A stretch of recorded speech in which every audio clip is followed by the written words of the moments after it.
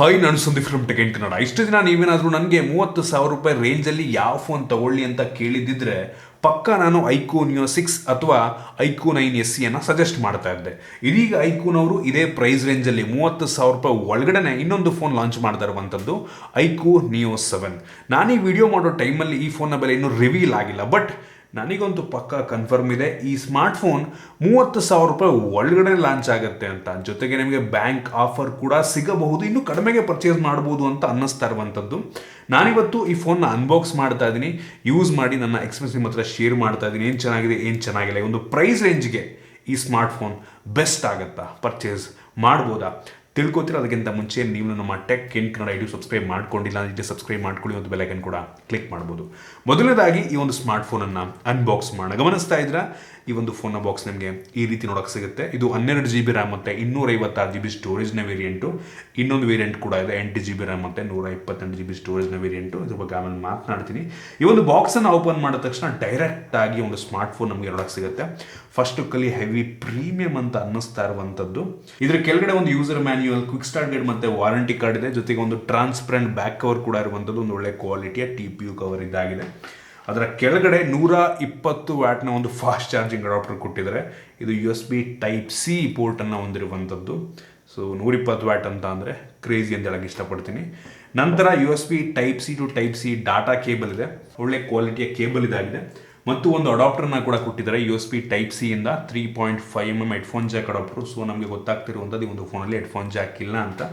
ನಂತರ ಕೊನೆಯದಾಗಿ ಒಂದು ಸಿಮ್ ಎಲೆಕ್ಷನ್ ಪಿನ್ ನಮಗೆ ಕೊಟ್ಟಿರುವಂಥದ್ದು. ಅದನ್ನು ಬಿಟ್ಟರೆ ಬೇರೆನೂ ಸಹ ನಮಗೆ ಒಂದು ಬಾಕ್ಸ್ ಒಳಗೆ ಸಿಗ್ತಾ ಇಲ್ಲ. ಇನ್ನು ಡೈರೆಕ್ಟ್ ಆಗಿ ಸ್ಮಾರ್ಟ್ಫೋನಿಗೆ ಬಂತು ಅಂತ ಅಂದರೆ ಈ ರೀತಿ ನೋಡಕ್ಕೆ ಸಿಗುತ್ತೆ. ಒಂದು ಲೆವೆಲ್ಗೆ ಪ್ರೀಮಿಯಂ ಲುಕ್ಕನ್ನು ಹೊಂದಿರುವಂಥ ಸ್ಮಾರ್ಟ್ಫೋನ್ ಆಗಿದೆ. ಫ್ರಂಟಲ್ಲಿ ನಮಗೆ ಪಂಚೋಲ್ ಕ್ಯಾಮ್ರಾ ಸಿಗ್ತಾ ಇದೆ. ಬೆಸಲ್ ಆಲ್ಮೋಸ್ಟ್ ಎಲ್ಲ ಕಡೆ ಕಡಿಮೆನೇ ಇರುವಂಥದ್ದು. ಬಾಟಮು ಕೂಡ ಒಂದು ಲೆವೆಲಿಗೆ ಕಡಿಮೆ ಇದೆ, ತುಂಬ ಈಕ್ವಲ್ ಬೆಸಲ್ಸ್ ಅಂತ ಅನ್ನಲ್ಲ. ಬಾಟಮ್ ಬೆಸಲ್ ಸ್ವಲ್ಪ ಜಾಸ್ತಿ ಇದೆ, ಬಟ್ ಒಂದು ಲೆವೆಲಿಗೆ ಚೆನ್ನಾಗೇ ಕಾಣುತ್ತೆ. ಫ್ರಂಟಲ್ಲಿ ಅವರೇ ಸ್ಕ್ರೀನ್ ಗಾರ್ಡನ್ನು ಹಾಕಿದರೆ. ಸೊ ಫ್ರಂಟಿಂದ ಒಂದು ನಾರ್ಮಲ್ ಲುಕಿಂಗು ಫ್ಲ್ಯಾಟ್ ಡಿಸ್ಪ್ಲೇ ಹೊಂದಿರುವಂಥ ಸ್ಕ್ರೀನ್ ಇದಾಗಿದೆ. ಇನ್ನು ಹಿಂದಕ್ಕೆ ಬಂತು ಅಂತ ಅಂದರೆ ಇದು ಗ್ಲಾಸ್ ರೀತಿ ಕಂಡ್ರೂ ಸಹ ಪ್ಲಾಸ್ಟಿಕ್ ಬ್ಯಾಕ್ ಆಗಿರುವಂಥದ್ದು ಬೇಜಾರಾಗುವಂಥ ವಿಷಯ. ಸ್ಕ್ರ್ಯಾಚ್ ಆಗೋ ಸಾಧ್ಯತೆ ಇರುತ್ತೆ. ಮ್ಯಾಟ್ ಇದೆ, ಸೊ ಅದರಿಂದ ಸ್ಮಡ್ಜಸ್ ಅಷ್ಟೊಂದು ಬೀಳೋದಿಲ್ಲ. ಬಟ್ ಸ್ಟಿಲ್ ಬ್ಯಾಕ್ ಕವರ್ ಹಾಕೊಂಡ್ರೆ ತುಂಬ ಒಳ್ಳೆಯದು. ಒಂಥರ ಡಿಫ್ರೆಂಟ್ ಗ್ರೇಡಿಯಂಟ್ ಲುಕ್ ನಮಗೆ ಸಿಗ್ತಾ ಇದೆ. ಹಿಂದ್ಗಡೆ ನಮಗೆ ಟ್ರಿಪಲ್ ಕ್ಯಾಮ್ರಾ ಸೆಟಪ್ ಸಿಗ್ತಾ ಇದೆ ಮತ್ತು ಸಿಂಗಲ್ LED ಫ್ಲ್ಯಾಶ್ ಇದೆ. ಸೊ ಹಿಂದ್ಗಡೆಯಿಂದ ಪರವಾಗಿಲ್ಲ, ಚೆನ್ನಾಗಿ ಕಾಣುತ್ತೆ. ಹಿಂದ್ಗಡೆ ಯಾವುದೇ ಫಿಂಗರ್ ಪ್ರಿಂಟ್ ಸೆನ್ಸಾರ್ ಇಲ್ಲ. ಸೊ ನಮಗೆ ಗೊತ್ತಾಗ್ತಿರುವಂಥದ್ದು ಈ ಒಂದು ಫೋನಲ್ಲಿ in display fingerprint sensor ಇದೆ ಅಂತ. ಮತ್ತು ಈ ಫೋನ್ನ ಫ್ರೇಮ್ ಬಂದ್ಬಿಟ್ಟು ಪ್ಲಾಸ್ಟಿಕ್ ಫ್ರೇಮ್. ಇದರಲ್ಲಿ ನಮಗೆ USB Type-C ಪೋರ್ಟ್ ಸಿಗ್ತದೆ, ಹೆಡ್ಫೋನ್ ಜಾಕ್ ಇಲ್ಲ ಮತ್ತು ಡೆಡಿಕೇಟೆಡ್ SD ಕಾರ್ಡ್ ಸ್ಲಾಟ್ ಕೂಡ ಇಲ್ಲ. ಮತ್ತು IR ಬ್ಲಾಸ್ಟರ್ ಇದೆ, ಸೂಪರ್ ವಿಷಯ. ನೀವು ಆರಾಮಾಗಿ ಟಿವಿಯನ್ನು IR ರಿಮೋಟ್ ಥರ ಈ ಫೋನ್ನ ಯೂಸ್ ಮಾಡ್ಕೊಬೋದು. ಓವರಾಲ್ ಡಿಸೈನ್ ಮತ್ತು ಬಿಲ್ಡ್ ಕ್ವಾಲಿಟಿ ಈ ಬೆಲೆಗೆ ಓಕೆ ಅಂತೀನಿ, ಆಯಿತಾ. ಒಂದು ಲೆವೆಲ್ ತಿನ್ನಕ್ಕೆ ಕೂಡ ಇದೆ, 8.6mm ಥಿಕ್ನೆಸ್ಸು ಮತ್ತು ಒಂದು ಲೆವೆಲ್ ಲೈಟ್ ವೆಯ್ಟ್ ಕೂಡ ಇದೆ, 193 ಗ್ರಾಮ್ ವೆಯ್ಟ್ ಇದೆ. ಸೊ ನನಗೇನೋ ಬಿಲ್ಡು ಓಕೆ ಅನ್ನಿಸ್ತು. ಗ್ಲಾಸ್ ಬ್ಯಾಕ್ ಕೊಟ್ಟಿದ್ರೆ ನನಗಂತೂ ಹೆವಿ ಇಷ್ಟ ಆಗ್ತದೆ, ಅದೊಂದು ಸ್ವಲ್ಪ ಬೇಜಾರಾಯ್ತು ನನಗಷ್ಟೇ. ಅದನ್ನು ಬಿಟ್ಟರೆ ಯೂಶಲಿ ಪ್ರೈಸ್ ರೇಂಜಿಗೆ ಆಲ್ಮೋಸ್ಟ್ ಯಾವ ಫೋನ್ ತೊಗೊಂಡ್ರು ಕೂಡ ಸಿಮಿಲರ್ ಇರುತ್ತೆ. ಗ್ಲಾಸ್ ಬ್ಯಾಕ್ ಒಂದು ಕೊಡಬೇಕಾಗಿದೆ. ಇನ್ನು ಡಿಸ್ಪ್ಲೇ ಬಗ್ಗೆ ಮಾತನಾಡಬೇಕಂತ ಅಂದರೆ ಈ ಫೋನಲ್ಲಿ 6.78 ಇಂಚಿನ ಫುಲ್ HD+ ರೆಸೊಲ್ಯೂಷನ್ ಹೊಂದಿರುವಂಥ AMOLED ಡಿಸ್ಪ್ಲೇ ಇದೆ. ಈ ಡಿಸ್ಪ್ಲೇ ತುಂಬ ಬ್ರೈಟ್ ಆಗಿದೆ. 1300 ನಿಟ್ಸ್ನ ಪೀಕ್ ಬ್ರೈಟ್ನೆಸ್ ಅನ್ನು ಹೊಂದಿರುವಂಥದ್ದು. ವ್ಯೂಯಿಂಗ್ ಆ್ಯಂಗಲ್ ತುಂಬ ಚೆನ್ನಾಗಿರುವಂಥದ್ದು. ಡಿಸ್ಪ್ಲೇ ಸಕ್ಕತ್ತಾಗಿದೆ ಅನ್ನಿಸ್ತು, ವಿವಿಡ್ ಆಗಿದೆ. ಇದು 120 ಹರ್ಟ್ಸ್ನ ರಿಫ್ರೆಶ್ ರೇಟನ್ನು ಕೂಡ ಹೊಂದಿರುವಂಥದ್ದು. ಜೊತೆಗೆ HDR10+ ಅನ್ನು ಕೂಡ ಸಪೋರ್ಟ್ ಮಾಡುತ್ತೆ. ಡಿಸ್ಪ್ಲೇ ನನಗೆ ತುಂಬ ಇಂಪ್ರೆಸಿವ್ ಅಂತ ಅನ್ನಿಸ್ತು. ಈ ಬೆಲೆಗೆ one of the best display ಅಂತ ಬೇಕಾದರೂ ಅನ್ಬೋದು. ಇನ್ನು ಈ ಫೋನ್ನ ವೇರಿಯಂಟ್ಗಳ ಬಗ್ಗೆ ಮಾತನಾಡಬೇಕಂತ ಅಂದರೆ ಆಗಲೇ ಹೇಳಿದಂಗೆ 8 GB ರ್ಯಾಮು, 128 GB ಸ್ಟೋರೇಜ್ ಮತ್ತು ಇನ್ನೊಂದು 12 GB ರ್ಯಾಮ್ ಮತ್ತು 256 GB ಸ್ಟೋರೇಜು. ಜೊತೆಗೆ ಇದರಲ್ಲಿ ನಿಮಗೆ ಎಕ್ಸ್ಟೆಂಡೆಡ್ ರ್ಯಾಮ್ ಕೂಡ ಸಿಗ್ತಾ ಇದೆ. ಸೊ ರ್ಯಾಮನ್ನು ಸ್ವಲ್ಪ ಜಾಸ್ತಿ ಮಾಡ್ಕೊಬೋದು, ಅಂದರೆ ಸ್ಟೋರೇಜನ್ನ ರ್ಯಾಮ್ ರೀತಿ ಯೂಸ್ ಮಾಡಿಕೊಡುತ್ತೆ. ಇದರಲ್ಲಿರುವಂಥ ಸ್ಟೋರೇಜ್ ಬಂದ್ಬಿಟ್ಟು UFS 3.1 ಸ್ಟೋರೇಜು, ಸೂಪರ್ ವಿಷಯ. ಮತ್ತು ರ್ಯಾಮ್ ಬಂದ್ಬಿಟ್ಟು LPDDR5 ರ್ಯಾಮ್. ಎರಡು ಕೂಡ ಒಂದು ಲೆವೆಲಿಗೆ ಟಾಪ್ ನಾಚ್ ಅಂತ ಅನ್ಬೋದು. ಅದಕ್ಕಿಂತ ಜಾಸ್ತಿ ಇರೋದು ಬಂದಿದೆ ಈಗ ರೀಸೆಂಟಾಗಿ, ಬಟ್ ಸ್ಟಿಲ್ ಈ ಬೆಲೆಗೆ ಒಂದು ರೀತಿ ಟಾಪ್ ನಾಚ್ ಅಂತ ಹೇಳಕ್ಕೆ ಇಷ್ಟಪಡ್ತೀನಿ. ಇನ್ನು ಈ ಫೋನ್ನ ಪ್ರೊಸೆಸರ್ ಬಗ್ಗೆ ಮಾತನಾಡಬೇಕಂತಂದರೆ ಹೆವಿ ಪವರ್ಫುಲ್ ಆಗಿರುವಂಥ ಪ್ರೊಸೆಸರ್ ಈ ಪ್ರೈಸ್ ರೇಂಜಿಗೆ. ನಂಗೆ ಅನ್ನಿಸ್ದಂಗೆ ಈ ಬೆಲೆಗೆ one of the most powerful ಪ್ರೊಸೆಸರ್ನ ಹೊಂದಿರುವಂಥ ಫೋನ್ ಅಂತ ಬೇಕಾದರೂ ಅನ್ಬೋದು ಸದ್ಯಕ್ಕೆ. ಇದರಲ್ಲಿ ಡೈಮೆನ್ಸಿಟಿ 8200 ಪ್ರೊಸೆಸರ್ ಇರುವಂಥದ್ದು. ನಾನು ಈ ಫೋನ್ ಅಂತದ್ದು ಬೆಂಚ್ ಮಾರ್ಕ್ ಚೆಕ್ ಮಾಡಿದಂಗೆ ಸುಮಾರು 9 ಲಕ್ಷ ತನಕನೂ ಕೂಡ ರೇಟಿಂಗನ್ನು ಕೊಡಬಲ್ಲಂಥ ಸಾಮರ್ಥ್ಯನ ಹೊಂದಿರುವಂಥದ್ದು. 8.5 ಲಕ್ಷ, 8,60,000. ಸೊ ಈ ರೀತಿ ವೇರಿ ಆಗ್ತಾ ಇರುತ್ತೆ. ಸೊ ಹೆವಿ ಪವರ್ಫುಲ್ ಆಗಿರುವಂಥ ಪ್ರೊಸೆಸರ್ ಈ ಪ್ರೈಸ್ ರೇಂಜಿಗೆ ಸಖತ್ ಪವರ್ ಅಂತೀನಿ.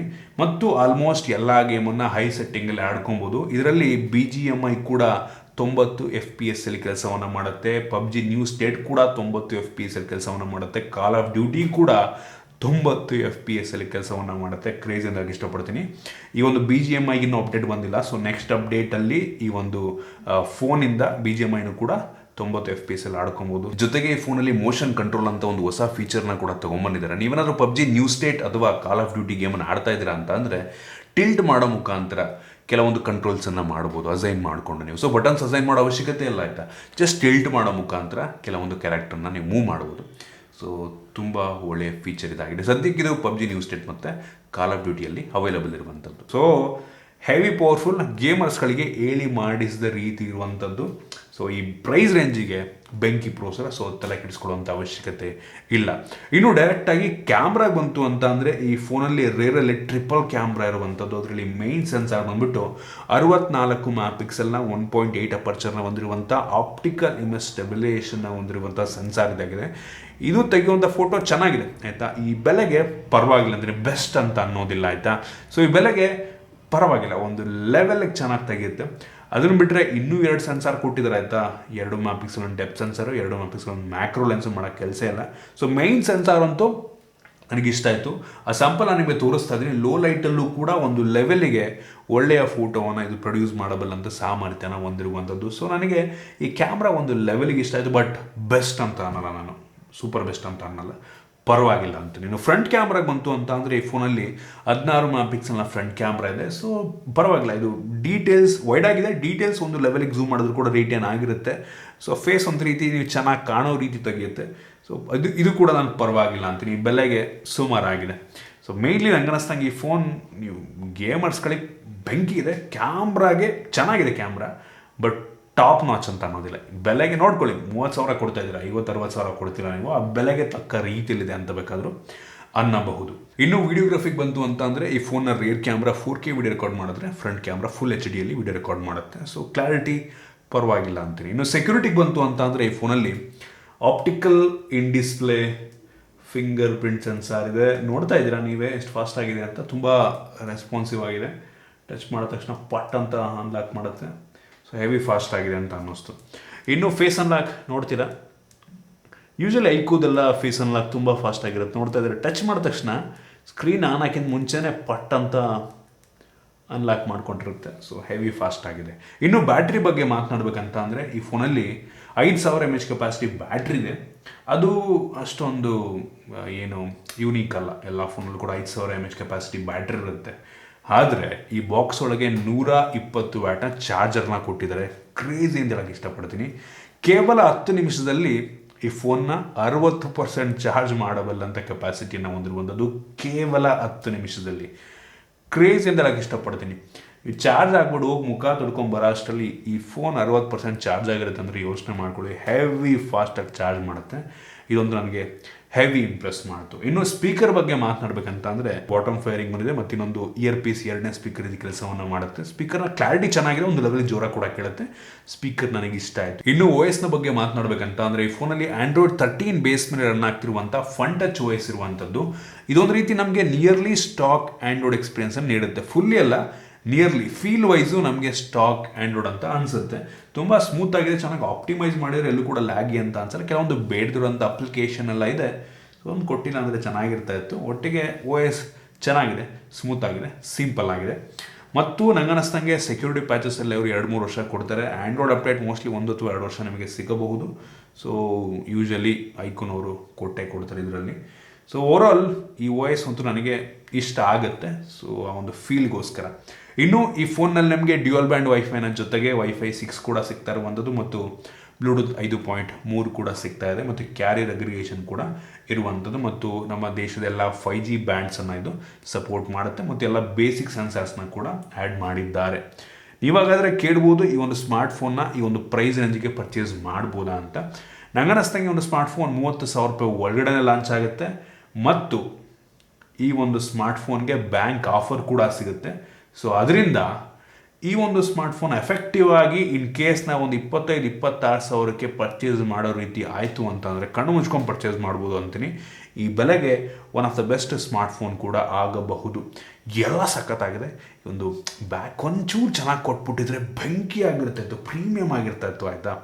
ಸೊ ಸ್ಟಿಲ್ ಈ ಫೋನು ವ್ಯಾಲ್ಯೂ ಫಾರ್ ಮನಿ ಅಂತ ಅನಿಸುತ್ತೆ. ಒಂದು 25-20 ಸಾವಿರ ರೇಂಜಿಗೆ ಬಂತು ಅಂತ ಅಂದರೆ. ಮತ್ತು ನೀವು ತಲೆ ಕೆಡಿಸ್ಕೊಂಬಿಡಿ, ನಿಮಗೆ ವಿವೋ ಸರ್ವಿಸ್ ಸೆಂಟ್ರಲ್ಲಿ ಈ ಒಂದು ಫೋನ್ನ ತುಂಬ ಜನ ಕನ್ಫ್ಯೂಸ್ ಆಗಿರ್ತಾರೆ, ಏನಿದು iQOO ಹೊಸ ಬ್ರ್ಯಾಂಡ್ ಕೇಳಿಲ್ಲ ಅಂತ. ನೀವು ಇದನ್ನು ವಿವೋದವ್ರದ್ದೇ ಸಬ್ ಬ್ರ್ಯಾಂಡು. ಸೊ ಅವರ ಸರ್ವಿಸ್ ಸೆಂಟ್ರಲ್ಲಿ ನೀವು ಈ ಫೋನ್ ಇನ್ ಕೇಸ್ ಏನಾದರೂ ಆಯಿತು ಅಂದರೆ ರಿಪೇರ್ ಬೇಕಾದರೂ ಮಾಡಿಸ್ಕೊಬೋದು. ಬೇಜಾನ್ ಸರ್ವಿಸ್ ಸೆಂಟರ್ ಇದೆ ವಿವೋದವ್ರದ್ದು. ಸೊ ಅದರಿಂದ ನನಗೇನೋ ಈ ಫೋನ್ ಇಂಪ್ರೆಸಿವ್ ಅನ್ನಿಸ್ತು. ಇದಿಷ್ಟು ಈ ಫೋನ್ನ ಬಗ್ಗೆ ನನ್ನ ಆನೆಸ್ಟ್ ಒಪಿನಿಯನ್. ನಿಮಗೆ ಇದ್ರ ಬಗ್ಗೆ ಏನಿಸುತ್ತೆ ಬಿಟ್ಟು ಕೆಳಗಡೆ ಕಾಮೆಂಟ್ ತಿಳಿಸ್ಬೋದು. ಇಷ್ಟ ಆಗಿದ್ರೆ ದಯವಿಟ್ಟು ಲೈಕ್ ಮಾಡಿ, ಶೇರ್ ಮಾಡಿ. ಇದೇ ರೀತಿ ನಮ್ಮ ಬೇರೆ ಬೇರೆ ವೀಡಿಯೋಗಳಿಗೆ ನಮ್ಮ tech in Kannada YouTube subscribe ಮಾಡ್ಕೊಂಡಿಲ್ಲ ಅಂದರೆ ಇಲ್ಲಿ ಸಬ್ಸ್ಕ್ರೈಬ್ ಮಾಡ್ಕೊಳ್ಳಿ. ಅದು ಬೆಲ್ ಐಕನ್ ಕೂಡ ಕ್ಲಿಕ್ ಮಾಡ್ಬೋದು. ಸಿಗೋಣ ಮುಂದಿನ ವೀಡಿಯೋದಲ್ಲಿ.